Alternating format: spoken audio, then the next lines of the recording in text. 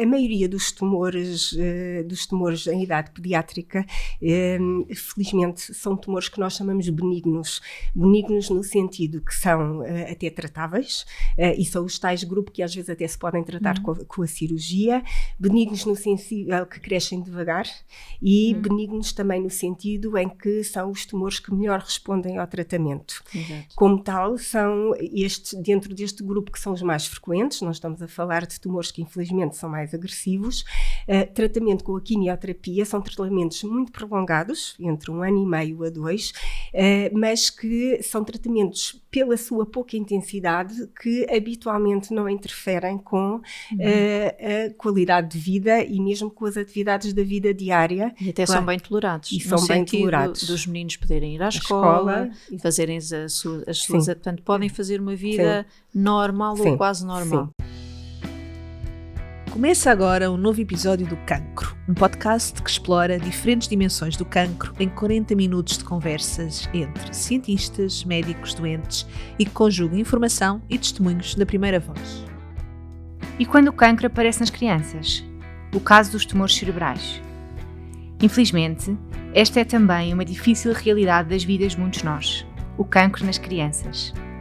Para melhor compreender como se diagnosticam e como se tratam os tumores cerebrais nas crianças, convidamos duas médicas que lidam com estas situações todos os dias. Cláudia Faria, neurocirurgiã pediátrica do Centro Hospitalar Universitário de Lisboa Norte, professora auxiliar convidada da Faculdade de Medicina da Universidade de Lisboa e investigadora do IMM, conversa hoje com Sofia Nunes, neuropediatra com interesse na área da oncologia, na Unidade de Neuro-Oncologia Pediátrica do IPO de Lisboa.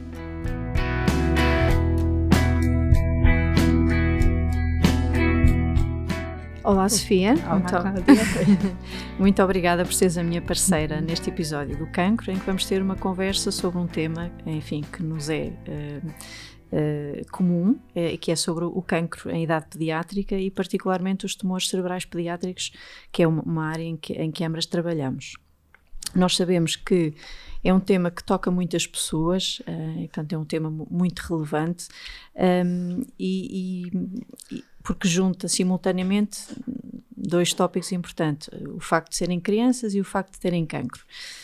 E, portanto, faz todo sentido enquadrá-la neste programa e acho que é importante estarmos aqui para falarmos um bocadinho sobre isso. Se calhar começávamos pelos números. Importas-te dizer em termos de cancro pediátrico, enfim, o que é que se sabe em termos de números desta patologia? Sim, claro. Antes de mais, é um prazer estar aqui a conversar contigo. Muito obrigada pelo convite. Em relação aos números, acho que o que importa frisar à partida é que, apesar de tudo, o cancro em idade pediátrica é uma doença rara. E quando estamos a falar de raro, temos assim uns números internacionais e atualmente já houve um esforço nos últimos anos para constituir o registro oncológico pediátrico e na prática o que nós concluímos é que os nossos números são semelhantes aos números internacionais e temos à volta de cerca de 80 a 90 novos casos por cada milhão de habitantes neste grupo etário por ano. E o que isto representa em termos nacionais são cerca de entre 200 a 250 novos casos de cancro pediátrico por ano e, portanto, ainda assim, dentro da população pediátrica é uma doença rara e muito mais quando consideramos o cancro na idade adulta. Em relação aos cancros mais comuns, cerca de 1/3 são o que as pessoas, se calhar, habitualmente mais conhecem como os tumores do sangue, das células do sangue. São as leucemias e os linfomas. Depois sobram os outros tumores que chamamos habitualmente os tumores sólidos, que são dos músculos, das articulações, dos ossos, de outros órgãos. E dentro deste grupo dos tumores sólidos, os tumores cerebrais são, de facto, os mais frequentes. Habitualmente nem dizemos cerebrais, dizemos do sistema nervoso central, porque também há uma pequena percentagem destes tumores que não se localizam no cérebro, mas na espinhal medula. E do total, em relação ao total do cancro infantil, os tumores do sistema nervoso são cerca de 20% do total, ou seja, faz que seja o segundo tumor mais comum à idade pediátrica e o primeiro tumor sólido. Infelizmente, é o que causa mais mortalidade quando comparamos com a mortalidade das leucemias e dos linfomas. Pois, Portanto, daí mais uma vez a relevância de falarmos nos tumores cerebrais pediátricos, portanto, sendo os tumores sólidos mais frequentes e também os mais associados à mortalidade. Uma das outras coisas que para nós também é muito importante, nós que tratamos crianças com tumores cerebrais, é a questão do momento do diagnóstico, dos sintomas que levam ao diagnóstico. Enfim, todas nós sabemos que às vezes há crianças que nos chegam já com sintomas muito arrastados e, portanto, se calhar vale a pena falarmos um bocadinho sobre quais são os sintomas de alerta que as famílias e que, enfim, os pais devem estar atentos. Eu diria que para crianças em idade mais velha, as dores de cabeça de predomínio matinal, ou que acordam a criança durante a noite, dores de cabeça que são progressivas e que não passam com a medicação habitual, e, portanto, que tendem a agravar-se ao longo do tempo, e também associadas a outros sintomas que podem ser sintomas de preocupação, como, por exemplo, associadas a vômitos que são persistentes e que não passam ao fim de alguns dias, ou associados também a alterações da visão, alterações do equilíbrio, alterações da força muscular. Portanto, tudo isso são sintomas que devem fazer as famílias procurar um médico para que a criança possa ser avaliada no sentido de percebermos se existe algum problema ou não. E depois também existem as crianças mais pequenas, em que às vezes o diagnóstico ou a suspeita é um bocadinho mais difícil, porque não se queixam, ou enfim, porque têm ainda menos capacidade para isso. E que se calhar o que poderíamos recomendar é que em crianças abaixo de 1 ano ou 2 anos de idade, quando começam a regredir as suas aquisições, por exemplo, uma criança que gatinhava e deixa de gatinhar, ou que se sentava e deixa de o conseguir fazer, ou que começa a não conseguir equilibrar-se, deixa de falar ou de andar, que tudo isso deveriam ser sinais de alerta para os pais recorrerem a um médico, não é? Eu diria que primeiro recorrer ao seu pediatra, o médico de família, se for necessário um neurologista, para avaliar esses sintomas, para que o diagnóstico possa ser feito de uma maneira mais atempada e mais precoce. Sim. Só acrescentar que se calhar pode haver assim uma ideia às vezes um bocadinho errada ou injusta em relação ao tempo de diagnóstico de cancro pediátrico no nosso país. Eu lembro-me quando comecei a trabalhar nesta área, o grande problema no Reino Unido era exatamente o atraso no diagnóstico de tumores cerebrais. Criaram até um programa chamado Head Smart, que pretendia, o sistema de saúde nacional de saúde lá é diferente, portanto não há um acesso direto ao serviço de urgência de um hospital, muito menos dos cuidados terciários, e portanto passa sempre pela figura do médico de medicina familiar. E o problema no Reino Unido nessa altura, e que motivou este programa de formação, digamos assim, dos nossos colegas que não estão tão familiarizados com esta doença, que apesar de tudo é rara, era a instituição deste programa, em que havia um folheto onde explicava exatamente estes sinais de alarme, no fundo para as pessoas estarem um pouco mais atentas. Aqui a ideia é obviamente tudo isto que falaste, é aquilo que as pessoas têm que estar alerta, sobretudo, por exemplo, em relação às dores de cabeça, que é uma coisa que preocupa as pessoas. É normal ou relativamente frequente as crianças também terem enxaqueca, como os adultos.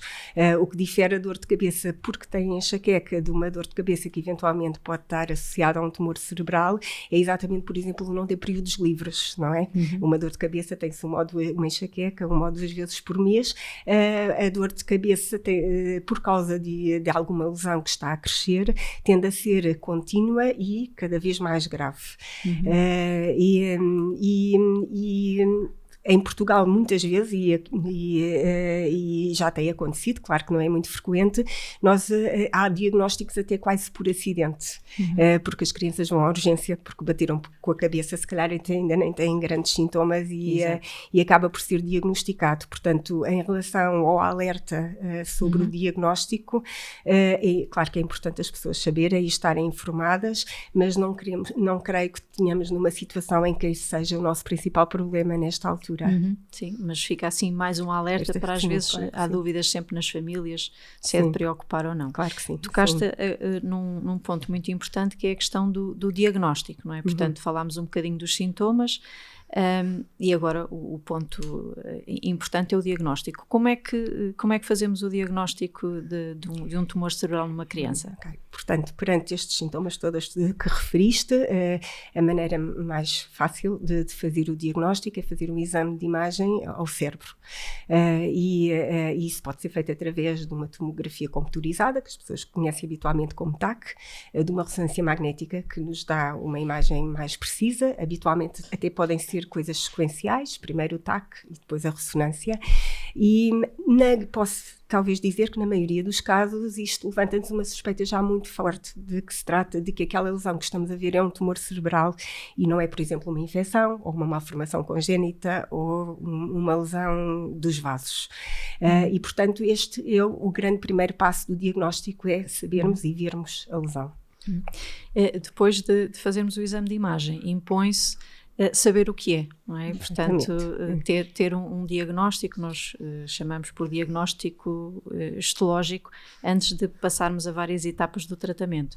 Portanto, no tratamento podemos ter várias etapas, não é? Começando com ter o diagnóstico com uma peça operatória e depois outros tratamentos sequenciais. No que diz respeito à cirurgia, os objetivos da cirurgia são em primeiro lugar, um deles, ter o diagnóstico do tumor em si, não é? Porque consoante o nome do tumor, assim o tipo de procedimentos ou tratamentos a seguir pode ser diferente, não é? Isso é importante. Um dos outros objetivos também será aliviar os sintomas. Muitos destes sintomas de que falámos resultam do crescimento do tumor dentro do crânio e, portanto, fazendo aumentar a pressão intracraniana, não é? Aumentar a pressão no crânio, e, portanto, com isso conseguimos aliviar os sintomas e, em muitos casos, fazer uma remoção completa do tumor, tirá-lo na sua totalidade, porque isso também ajuda muito depois o tratamento que é feito a seguir, não é? Portanto, o tratamento cirúrgico feito por neurocirurgiões dedicados à pediatria e depois o tratamento subsequente. Tu, como oncologista pediátrica, queres falar um bocadinho do passo a seguir, depois de termos o diagnóstico, o que é que as famílias, enfim, com o que é que podem enfrentar ou o que é que podem esperar a seguir, dependendo do tipo de tumor? Então, nós os oncologistas achamos muito importante e gostamos que o primeiro passo, que é a cirurgia, seja o mais alargado possível, e sabemos, óbvio, que nem sempre é possível. Isto porque os tumores não são todos iguais e a cirurgia pode ser o único passo do tratamento. Há determinados tipos de tumores cuja cirurgia é curativa e a criança fica curada, fica em vigilância. O objetivo último, como disseste, é termos a amostra do tumor. Isto porque nas últimas décadas tem havido algum avanço na caracterização do tecido e das células que formam o tumor. E cada vez mais temos a certeza que os tumores não são todos iguais. Mesmo nos tumores que são agrupados dentro da mesma classe, têm diferenças, e a diferença tem a ver com o modo de funcionamento dos seus genes e do produto que sai dos genes. E, portanto, a primeira fase do diagnóstico, depois de obtermos a amostra do tumor através da cirurgia, passa não só por analisar essa amostra ao microscópio, é a primeira fase dos nossos colegas, fazer mais alguns testes em que se tenta fazer uma classificação geral do tipo de tumor. A par, atualmente, tentamos fazer uma investigação um bocadinho mais exaustiva e que tem a ver com a caracterização dos genes do tumor, que depois nos pode não só ajudar a conhecê-lo melhor e a saber o nome dele completo, digamos assim, como também a estabelecer um melhor plano de tratamento. Alterações genéticas do próprio tumor não tem que ver, só para as pessoas que nos virem, em casa não tem que ver as alterações genéticas que passam hereditárias, digamos assim, não. Mas as alterações genéticas do tumor em si. Do tumor em si, numa primeira fase. Há determinadas alterações genéticas que encontramos no tumor que nos podem levar a um estudo subsequente das alterações genéticas no indivíduo, ou seja, na criança, e continuarmos pela família se for caso disso. Mas nisso a caracterização genética do tumor também nos pode ajudar. Há alterações genéticas conhecidas hereditárias e que nós sabemos que elas estão lá porque analisamos o tumor e é uma coisa que é relativamente recente também. Depois de conhecermos o mais possível o tumor, e isto se calhar eu gostaria de frisar assim um bocadinho, porque nós temos uma criança que tem um tumor do sistema nervoso, queremos tratá-lo o mais depressa possível, a família também, e queremos saber o que é, mas são coisas que para ficarem devidamente bem esclarecidas demoram tempo e nós não podemos saltar passos, porque corremos o risco das coisas não correrem tão bem, porque nos apressamos um pouco, deduzimos coisas que se calhar não são assim e, portanto, é muito importante não saltar passos. E tanto as técnicas de analisar os tecidos ao microscópio como as técnicas de analisar os genes do tumor são técnicas que não se podem fazer de um dia para o outro, não é? E, portanto, temos algum tempo de semanas que habitualmente não constitui grande problema porque habitualmente é o tempo de recuperação de uma cirurgia, não é? É o tempo de recuperar da cirurgia, é o tempo de retirar os pontos, os agravos cirúrgicos, se for caso disso. Sim. Porque se o plano for fazer um tratamento muito intensivo, não é possível fazer um tratamento muito intensivo quando ainda temos uma ferida importante a cicatrizar, não é? E, portanto, normalmente é esse o tempo. Ou seja, podemos não saber logo a seguir o nome todo do tumor, podemos ficar com uma ideia na primeira semana e depois demorar algumas semanas até ter a caracterização completa, mas isso não interfere nem no tratamento que vamos fazer, nem eventualmente no modo como vão correr as coisas. Mas é muito importante para definir os passos a seguir, nomeadamente definir que tipo de tratamentos vão ser feitos, quais são os fármacos ou os agentes de quimioterapia que são necessários. Exatamente, porque pela razão que nós já sabemos há muito tempo que os tumores não são todos iguais, também já há muito tempo que há tratamentos diferentes para tumores diferentes. Portanto, há várias técnicas que usamos tratamentos como a quimioterapia, que são utilizados fármacos cuja função principal é matar diretamente células que se estão a replicar muito depressa e, portanto, as células do tumor habitualmente reproduzem-se a uma velocidade muito maior do que qualquer célula normal do resto do corpo e, portanto, os alvos destes medicamentos de quimioterapia, que se chamam citostáticos, são preferencialmente as células do tumor, mas também explica porque é que durante um processo de tratamento de quimioterapia, para além de estarmos a matar as células más do tumor, vamos também matando outras células que não são más e que explica, por exemplo, porque é que o cabelo cai, as sobrancelhas, porque é que há alterações da pele, porque há outras células que no nosso corpo, como o cabelo e as unhas, que também se replicam a uma velocidade grande e que também são alvo ao tratamento. Agora focaste num ponto importante que é, enfim, para as famílias, uma criança que tem cancro e que precisa de fazer quimioterapia ou radioterapia ou tratamentos oncológicos são sempre conceitos pesados, não é? Sim. Do ponto de vista, tu como oncologista que tratas destas crianças há décadas, para explicares um bocadinho sucintamente, enfim, o que é que os pais ou as famílias podem esperar? Te falaste um bocadinho, pode cair o cabelo, às vezes é preciso pôr um catéter. O que é que poderias, enfim, dizer um bocadinho mais para, informando, mas desmistificando também um bocadinho, como é que são estes tratamentos? Sim, então, a maioria dos tumores em idade pediátrica, felizmente, são tumores que nós chamamos benignos. Benignos no sentido que são até tratáveis, e são os tais grupos que às vezes até se podem tratar com a cirurgia, benignos no sentido que crescem devagar e benignos também no sentido em que são os tumores que melhor respondem ao tratamento. Exato. Como tal, são dentro deste grupo que são os mais frequentes, nós estamos a falar de tumores que infelizmente são mais agressivos.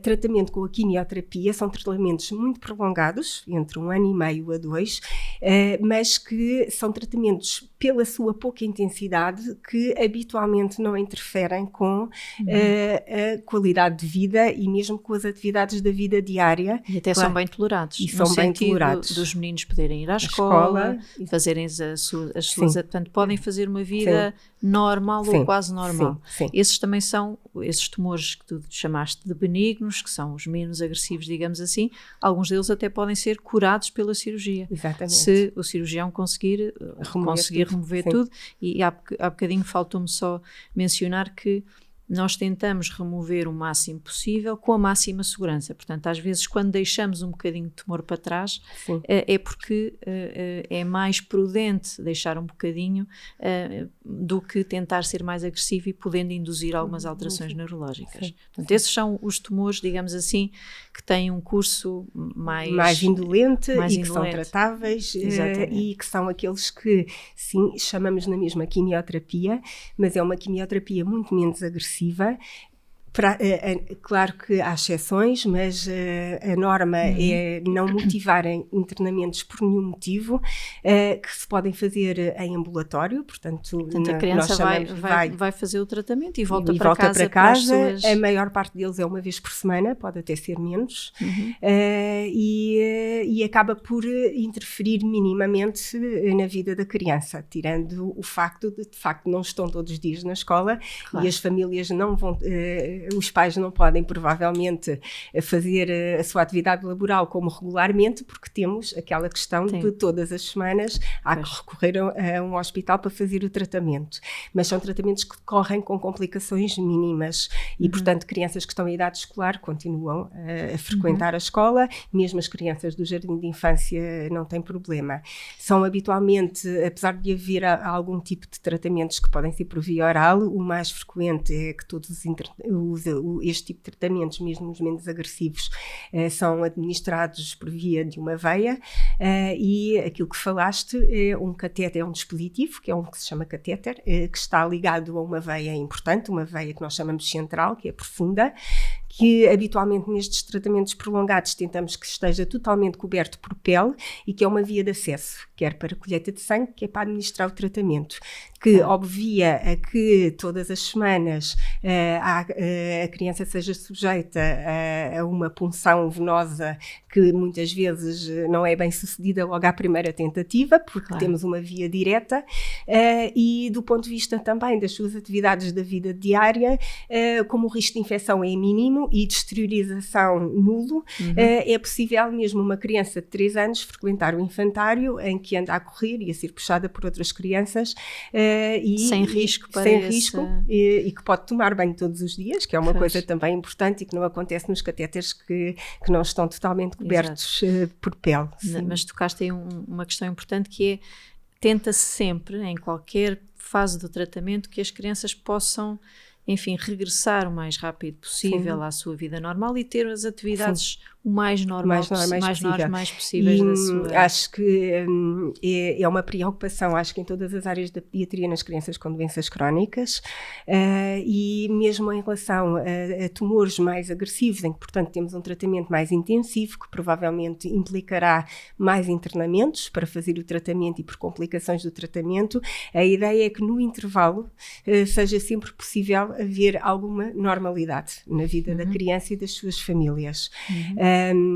Aqui em Lisboa, desde sempre faz parte de uma equipa de professores e de educadores de infância e que tentam sempre estabelecer a ponte com a escola.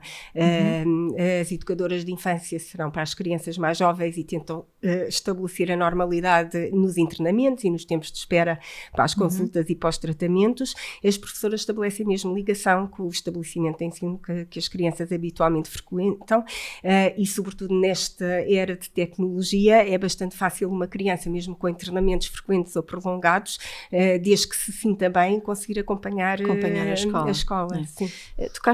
Focaste aqui um ponto muito importante, que é, nós já falámos em vários profissionais de saúde e vários intervenientes no tratamento das crianças. É de facto uma equipa multidisciplinar, não é? Sim. Portanto, é uma equipa grande de pessoas, não é? Sim. Que não só da parte médica, que já Sim. falámos alguns, neurocirurgiões, oncologistas, radioterapeutas, radiologistas, anatomopatologistas, Sim. mas também as equipas de enfermagem, não é? Na questão da administração dos agentes de quimioterapia, mas também tudo o que envolve, desde as psicólogas, as educadoras, os nutricionistas, e portanto é um verdadeiro batalhão de profissionais que ajuda a criança e as suas famílias.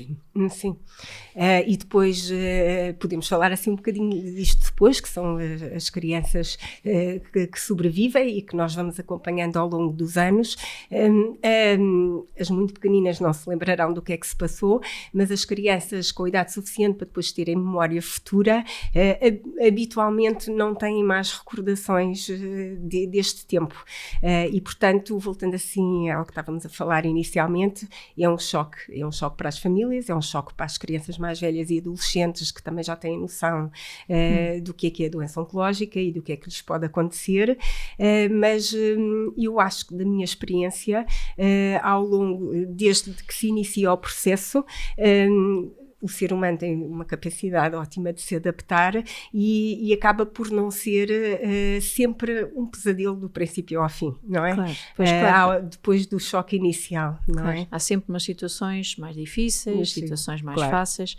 Tu falaste também um bocadinho dos tumores, os tumores mais agressivos que requerem tratamentos mais agressivos. Da tua experiência, como é que é lidar com as crianças, e algumas até já são adolescentes, e os pais, quando são situações de maior gravidade? É sempre difícil, sim, não é? É sempre difícil. Então, nós temos os tumores benignos, entre aspas, temos os tumores malignos, muito malignos e muito agressivos, e depois temos os tumores assim. Quando nós chegamos a um diagnóstico de um tumor benigno, a mensagem habitualmente é muito positiva. Se calhar não estamos a dar a notícia, olha, tem uma otite ou uma pneumonia e vai ficar bom daqui a 10 dias, mas dentro de todo o contexto é a notícia positiva.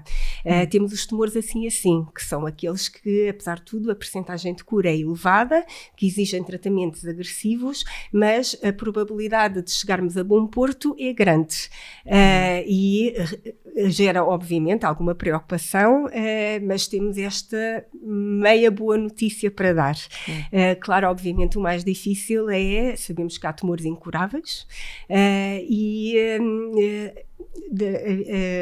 normalmente a minha atitude e das pessoas que me ensinaram e das pessoas com quem eu trabalho é que, por muito difícil que seja, não podemos esconder. Claro. Temos que ao mesmo tempo informar e ajudar. Informar e ajudar. Sim. Uma das, felizmente, não é? Porque acho que há muito boas, uma mensagem positiva no meio de tudo isto.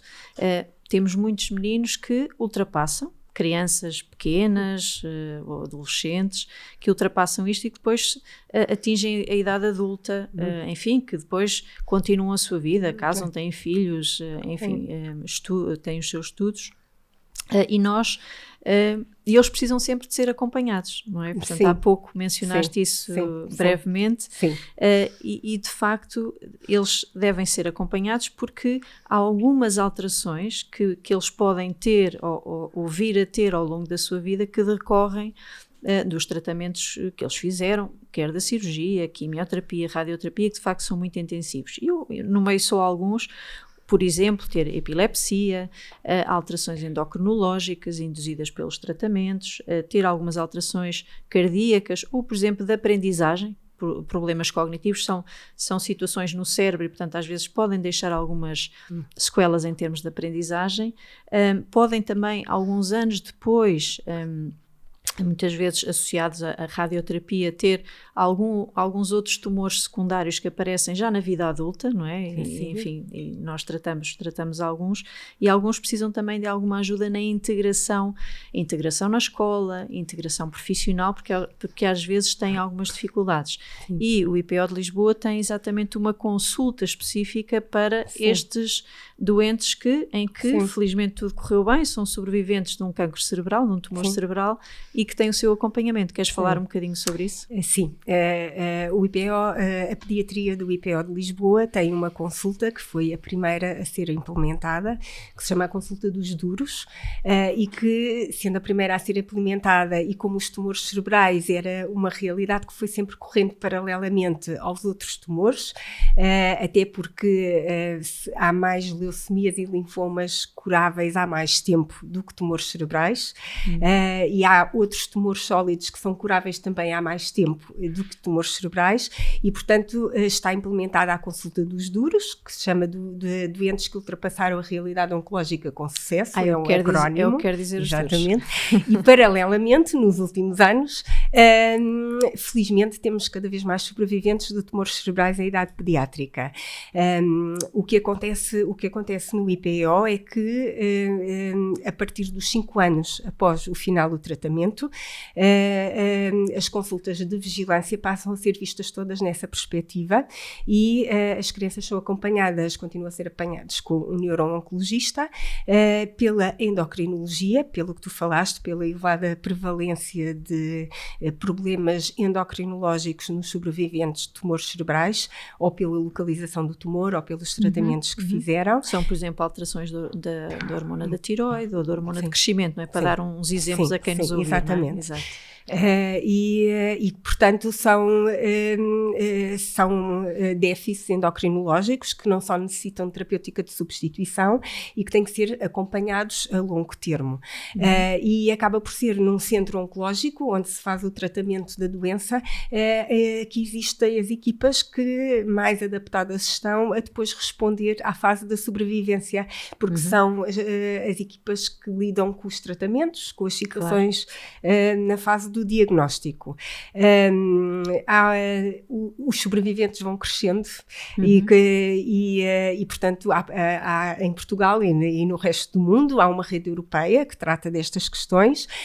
Acho que uma boa notícia é que o seguimento a longo prazo, vamos ter que nos organizar para arranjar uma maneira de os sobreviventes serem seguidos na comunidade, porque num centro oncológico o nosso foco terá que ser outro. Exato. E portanto vai ter que haver maneira de arranjar recursos na comunidade para fazer este tipo de seguimento, para continuar o acompanhamento. Sempre que necessário referenciar. Exatamente. Quer dizer, no fundo isso é um bom sinal, é um sinal de que era uma coisa que eu também queria passar, que cada vez mais nós vamos tendo doentes, felizmente, que vão ultrapassando esta fase, digamos assim, não é? Portanto, cada vez os tumores vão sendo, ou grande parte deles, mais tratáveis e às vezes quase que considerados como uma doença crónica. Sim. Não é? Sim. Nós, enfim, acho que já abordámos bastantes aspectos. Eu queria-te agora perguntar, para quem nos está a ouvir, que mensagem que mensagem positiva, que energia positiva e mensagem positiva nós podemos deixar às famílias e enfim às pessoas que acompanham as crianças que têm tumores cerebrais. Quais são assim uns aspectos que poderias dizer que são sinais positivos e de darmos esse sinal de esperança às famílias? Portanto, em primeiro lugar, é que há tumores cerebrais tratáveis. E acho que será a mensagem mais positiva de todos. E são tratáveis porque a medicina foi avançando, não é? E aquilo que nós temos ao nosso dispor para tratar foi avançando ao longo das décadas. E o tempo em que não eram tratáveis não foi assim há tanto tempo atrás. Se calhar há 50, 60 anos em que dispunhamos como arma de tratamento a cirurgia e pouco mais, mais, e mesmo se calhar, como tu sabes melhor, as técnicas cirúrgicas se calhar também não eram tão eficazes, ou estavam longe de ter a eficácia de hoje, e portanto a primeira mensagem positiva é que há tumores tratáveis. A segunda mensagem é que existem centros com equipas multidisciplinares e que são pessoas que se dedicam a tratar todas as vertentes destas doenças e que eu acho que são uma mais-valia para ajudar a ultrapassar todo este processo, mesmo quando o processo não corre tão bem. O terceiro ponto será que mesmo nos tumores que hoje ainda não são tratáveis, o que nós vemos é que, de uma maneira se calhar um pouco mais rápida do que acontecia há 5 ou 6 décadas atrás, os avanços acontecem. E, portanto, cada vez temos mais outras armas diferentes dos tratamentos clássicos que consideramos hoje e que ainda usamos, que são a quimioterapia e a radioterapia, para usar nas doenças que hoje não correm tão bem e que têm prognósticos mesmo menos favoráveis. E isso também me parece uma mensagem muito positiva. Só uma coisa que há pouco que eu queria ter mencionado e que não cheguei a falar. Todos os protocolos de tratamento, quimioterapia ou radioterapia que são usados no IPO de Lisboa e em Portugal são protocolos internacionais, não é? Portanto, nós, no fundo, são guidelines que são emanadas das sociedades europeias e norte-americanas e australianas, no fundo. Exatamente. Nesta altura existe uma grande sociedade que engloba todas estas, que se chama a Sociedade Internacional de Oncologia Pediátrica, e que da qual nós fazemos parte, e que também constituiu um avanço dos últimos tempos, que é estabelecer protocolos de tratamento que constituam não só os mais eficazes que se conheçam a essa data, como permite que todas as crianças sejam tratadas de uma forma homogénea e o mais eficaz possível. Portanto, protocolos standardizados que foram validados e que são usados a nível internacional. Em relação à mensagem positiva que estavas a falar, eu também gostava de acrescentar que realmente, como disseste, mesmo do ponto de vista cirúrgico ou neurocirúrgico, nós tivemos bastantes avanços na última década e, portanto, claro que ainda não temos robôs a fazer as cirurgias cranianas, digamos assim, mas a tecnologia que nós usamos hoje em dia permite-nos fazer cirurgias mais extensas com maior segurança do que fazíamos há 15 ou 20 anos atrás.